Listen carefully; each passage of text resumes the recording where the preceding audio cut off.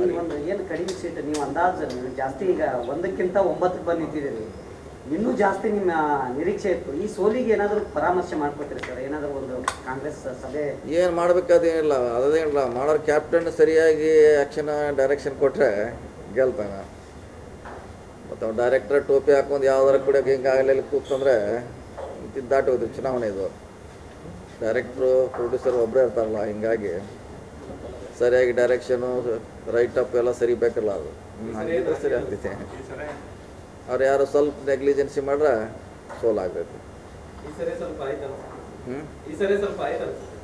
Negligence ಆಗಿದೆ ಕೆಲವು ಕಡೆ ರೀ. ಓವರ್ ಕಾನ್ಫಿಡೆಂಟ್ ನಾವು ಗೆಲ್ತೀವಿ ಅಂದ್ರೆ ಅವ್ರವ್ರ ಕಾನ್ಸ್ಟಿಟ್ಯೂನ್ಸಿಲೇ 30,000 ಮೈನಸ್ ಆಗೈತೆ.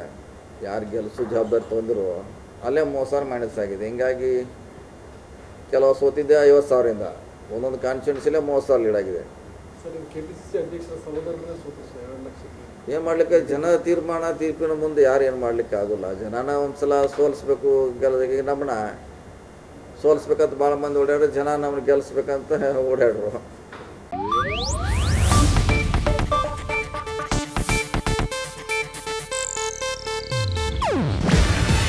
ಇದು ಏಷ್ಯಾನೆಟ್ ನ್ಯೂಸ್ ನೆಟ್ವರ್ಕ್ ಪ್ರಸ್ತುತಿ. ನೀವು ನೋಡ್ತಿದ್ದೀರಾ ಏಷ್ಯಾನೆಟ್ ಸುವರ್ಣ ನ್ಯೂಸ್.